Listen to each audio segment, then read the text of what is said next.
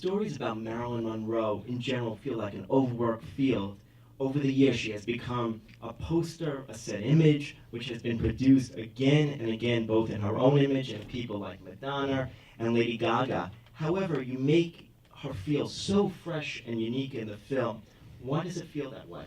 Well, actually, I felt quite lucky because you're absolutely right. For most people, Marilyn is a brand, a very famous name, and an even more famous face. But for many people, particularly people under a certain age, by which I mean, people who weren't alive when Marilyn's films were coming out, they know her as this name, but they don't know her as an actress so much. People haven't really seen the performances.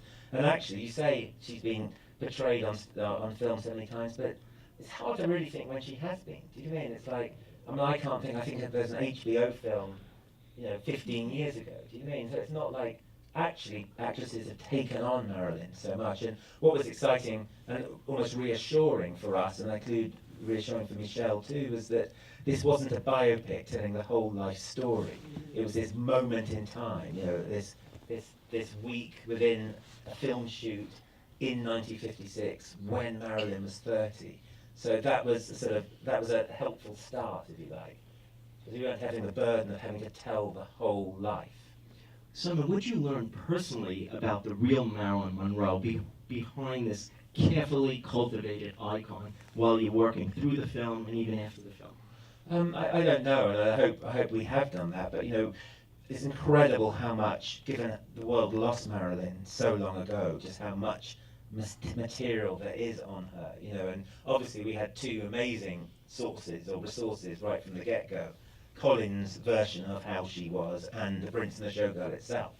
But she was much photographed in England, and obviously she and Olivier and Miller, they're all, there are libraries full of books about all these people, and there's always the Prince and the Showgirl chapter. Do you know what I mean? So one would do cross-referencing, and often those things would contradict each other, and but one sort of got a truth from it. And then so much has been written, and then you could you find out that a doctor has written on bipolar conditions or borderline personality and referencing Marilyn, and you think, oh yes, we learn about the symptoms of her, the rapid mood swings or the fear of abandonment, all those things, and you just build up a psychological profile. And Michelle was just unbelievable at devouring everything she could, and I always think her performances are so richly nuanced and psychologically complicated, and I think that's one of the reasons I really was desperate for her to play this part, because I thought that was the Marilyn